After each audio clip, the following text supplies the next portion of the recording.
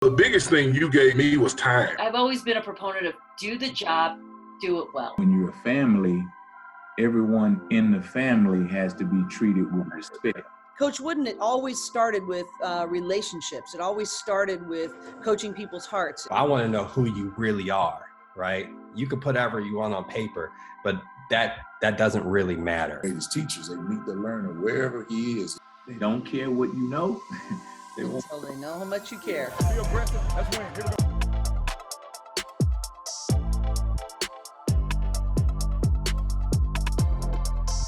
go. Like we talked, Ben, we don't do a lot of formal introductions, but man, you're so big time that I gotta figure out a way to introduce you, right? Because Ben Newman, ladies and gentlemen, he's a highly, and sometimes when you read somebody's bio, you kind of wonder if, man, that's not true, right? But when I read yours, when I read yours, because I know it to be true, he's a highly regarded performance coach.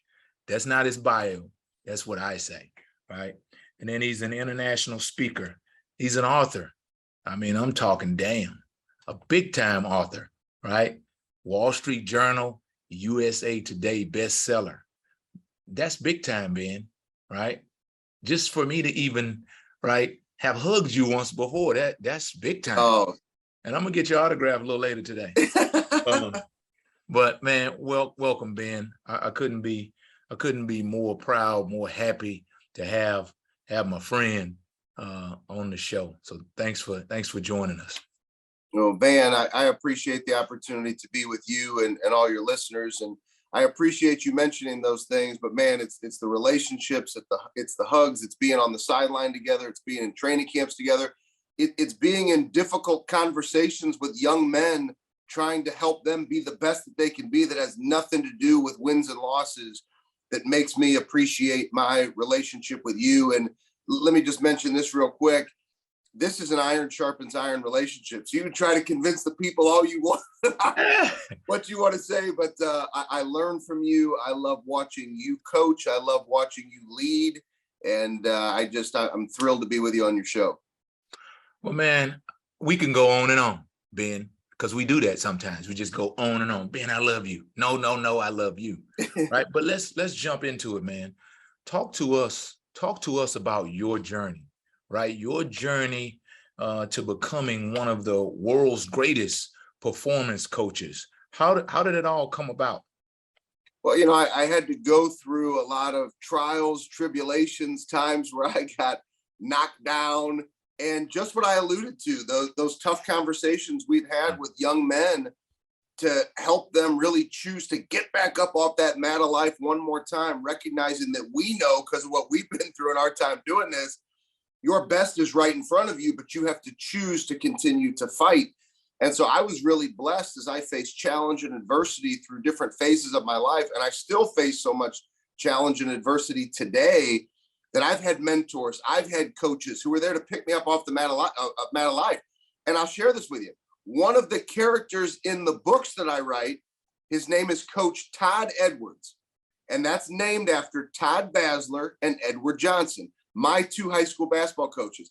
I was at lunch yesterday with Coach Basler in St. Louis. These men, I played for these men 25 years ago. And we're still going out to lunch, and they're still sharing lessons of life with me. And that, to me, it's the blessing of coaching. It's the blessing of having people to help you get through adversity in life. And I've been through my fair share. Yeah, True. I have a few coaches in my life, man, who I always tell them, I can't get rid of you guys. Actually, I think it's the reverse. They can't get rid of me. I'm continuing to learn from those guys, just like, you and I talk all the time, how we, like you said, iron sharpens iron, how we learn from each other and how we play off of each other. Speaking of sharpening iron, man, we talk a lot about toughness, right? We talk definitely in football about physical toughness, but you do a great job with our team and with a lot of people across the country, across the globe, training them on mental toughness. What is mental toughness to you? So I believe mental toughness is I mentioned this earlier, it's your ability to get back up off that mat of life one more time than you've been knocked down. And what I found, if I could go just a little bit deeper, is that everybody has this burn inside of them. I think there's a lot of coaches and speakers that do the work that I do, and they talk about why and they talk about purpose, which is so incredibly significant and important. But they forget to talk about the burn. They forget to talk about that fire, which is that sacrifice, that pain, that challenge, that deep-rooted burn that's actually going to cause you to ignite the why and the purpose to then be disciplined in your action. And I found when people really aren't clear on that burn, they're less likely to get up off that mat of life. They're less likely to put in the extra reps. They're less likely to do the work. And they actually fall suit into the tough trap that we live in today, which is my belief that the world is trying to tell us, go be weak, go wait on the sidelines, just go wait, as opposed to what you and I grew up with, which is these coaches saying, go take what belongs to you, go create your opportunity. You're going to face challenge, but the challenge and adversity will build you. And so for me, it's always been the toughness, the challenge, the getting up, the having those people in your corner that have helped me realize the importance of mental toughness as you write your story. Right. So my next question, because there's not a lot of people walking around with a shirt that says uncommon, right? And so talk to me about that shirt. Talk to me about the uncommon mindset that you possess and that you try to put into other people. Well, first of all, I'll let you in on a little secret. When you make your own t-shirts, they can say whatever you want them to say. So, yeah, I like it. Winners win, leaders lead. The uncommon mindset, which we talk about all the time in our work together, is something that I really learned from David Goggins. And David Goggins wrote one of my favorite books called Can't Hurt Me. And he's known as the most mentally tough human being to ever walk the face of the earth. And he talks about being uncommon, doing those things that other people are unwilling to do. And, you know, if we were to ask all of your listeners, each one, you and I were to sit down and say, okay, we're going to have a coaching session. And just like with an athlete, we can say we want to win a game, but then we got to pull that statement down, put it right in front of our face and say, okay, what do we have to do in order to win the game? Right. And so for all your listeners, we can go to each listener and ask that listener, what do you need to do to win on a daily basis? We all know what we need to do, right? But then the highest performers, they're uncommon in how they show up. They say, but Van, I want to do a little bit extra in this area. And I want to do a little bit extra in this area. And that's what we call the unrequired. The things that other people can't see, they won't do, they don't even want to talk about, that the highest performers or the uncommon performers choose to make a priority. So I think there's an opportunity to identify what it takes to win, but then choose to be uncommon in your discipline and the follow through with the action that it takes to actually live that kind of life. Yeah, wow. Lot right there. So you, man, Ben, sometimes you talk about the people you're around, you know, from Fortune 500 CEOs to world-class athletes, to people like David Goggins. What is it about these big time leaders, these big time successful people? What is it that makes them different? What is it that you found that makes people uncommon? What is it that you found the people that, because you hang around winners, man, and what is that common thing that you find in all of those people? Well, you know, I think they all have that burn and that connection to that burn. And oftentimes the people who have a high level of success, there's consistency in doing what they do, right? So we could take your life as an example, right? So you grow up in Houston, go and play for the University of Texas, you go play for the Detroit Lions, start coaching high school football, and now here you are at Kansas State as an assistant head coach and the cornerbacks coach. So you've had this consistency, darn near 30 years committed to doing something that you love. And oftentimes people, when they find that passion, and I'm not saying you aren't going to have changes in your life, but right. You coached in high school, you were at DC, there were different positions. So it changes, but there's consistency in you doing what you love. I'm going to pour into other people. And when you look at people's lives, often there's consistency because they knew what they were fighting for. They knew that burn. and they kept fighting. I'm going to make people wait for yours, because I would easily love to flip the stage and put it right on you, but people are going to have to watch the episode of The Burn that I'm going to put you through, put you in that hot seat. Right. But the reality is, like, you had to go through pain and challenge to sit in the seat that you're in today. And you're probably going to have to sit through pain and challenge and go through it to get to the next seat. Exactly. But if there's one thing I know about you, if we keep you as the example, you're going to continue to pour into other people. You're going to continue to do things like this, as busy as you are, and say, I want to share with others what it looks like, right? To be your best, to show up, to not quit. You don't have time to do this, Van. I mean, let's be serious. You don't have time to run this pot, but you choose to do it because of the burn and the purpose that lies inside you. Right. Right. So, Mr. Performance Coach, world's greatest performance coach, as rated, evaluated, graded by me. How do you measure your performance? So I believe, and it's been a blessing. It's been a blessing to win at a very high level with you on some very big stages with some very big games. And we got a special team here in Manhattan, Kansas this year, and we can help kids continue to focus one day at a time. I think there'll be some special games we're a part of again this year. But I would share with you that even though people may see championship rings, or, I've been blessed to help some Fortune 100 companies get to the top and grow and get to the top. That's not how I measure winning. It's not in trophies. It's not in rings. It's not in money. It's your ability and my ability, one day at a time, to look in the mirror at the end of the day and say, today, did I give it my very best? If I can honestly look in the mirror and say, today I gave it my very best, that's winning. And if I can stack those days on top of each other, the byproduct is winning at very high levels, which you often see, which is holding up a trophy, winning a ring, or helping a company grow to a very high level.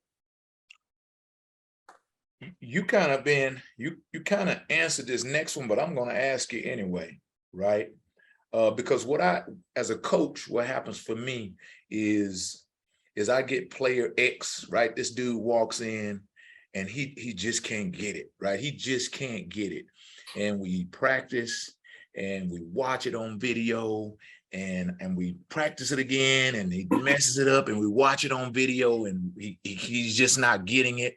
And then all of a sudden he gets it. You know what I mean? He gets it. And you alluded to it before, that's kind of where I live. And that's, yes, out here on the field, yes, we get game day, right? But for me as a coach, man, I get game day quite often, because that's game day. When I have a young man who can't get it, and all of a sudden I see a small thing, I see a technique, I see him get a concept that we're trying to get him to understand, that's game day. My question is for you, man, what is that thing that you did it, right? What is that? What is game day? Yes, I know these are some great moments out here, but what is that moment for you that's just like a touchdown or just like an interception for Ben Newman? So for me, it comes in the form. Now, obviously, we could give you the ones that people know the obvious, right? It's you and I on the field when Deuce Vaughn runs in for a touchdown. It's Juju making a big time play on a big time receiver, right? It's the things that we know people see. Right. But the big victories, I'll tell you, it's the text messages that you get. It's the text message that you get 5 years after you help somebody in a conversation, and then they finally get it. Or it's the text message, hey, you helped me with this, and I showed up a different way, and I just wanted to share with you, I did great, or I got this big sale. So oftentimes, it's the things people don't see that many people might think are small little victories. But it's when people, and you used this word with the team earlier today, it's when people start to develop their confidence. And you know that maybe you played a small part because you had the courage to say the right thing that caused them to take the right action, that caused them to have that win, to build their confidence. And then they start stacking those days and stacking confidence, and it changes their life. And I think that's the blessing for guys like you and I, and the men and women who are in this profession of coaching, is that it's the opportunity when we're frustrated, when we don't want to do it, when you and I want to have the conversation like, man, what is going on with this dude? Like, is he ever going to get it? Right. but we hang in there with that young man to say we do believe in them, and it's us instilling that belief in them that causes them to then believe. And that, to me, that's the power of coaching. And that's why I still have the relationship with my 2 high school basketball coaches. That's why I write about them in my books, because they had to help me when I thought I knew it all, man. Just like us as young kids, we thought we knew it all. Yeah. I had to go back to them after I went to college to say, guys, I think you were right every time. Maybe I caught you once, but you guys were like right every time. And so I think it can be challenging for us, but we got to hang in there to get those text messages, to see people go and get married and have babies and be great husbands. That to me, those are the victories I cherish. So this question is just, man, is a little bit off script, right? Because sometimes we will do that. It's called an audible. You've had to deal with a few of those in your Red day. 27, Red 27. So, because I'm listening to you talk, man, and you know, you help so many people, right? And so my question is to you, is like, who do you look up to, right? Who are those leaders in your life that you've looked to? You just give me 2. Who are the people, man, that they've inspired you to be who you are, and they inspire you daily to be who you are? Well, I can share with you, there's a lot of them. And so even though I could give you a simple answer, you know, in typical Van or Ben fashion, we're going to give you a little extra because that's what you get when you ask us questions. So for me, getting knocked down very early on in life, I mean, I was parents divorced at 6 months old. My mother diagnosed with a rare muscle disease, single mom fighting to make ends meet. She had a rare muscle disease called amyloidosis. My mom ended up having 24-hour nursing care in the house her last year living. And my mother passed away 11 days before my 8th birthday. And she taught me the greatest life lesson I've ever learned. It's not how long you live, it's how you choose to live your life. And that's my burn, that's my fire, that's my passion every day. Now, even though I'm clear on that, man, I still struggle. I still have pain. I still have challenge.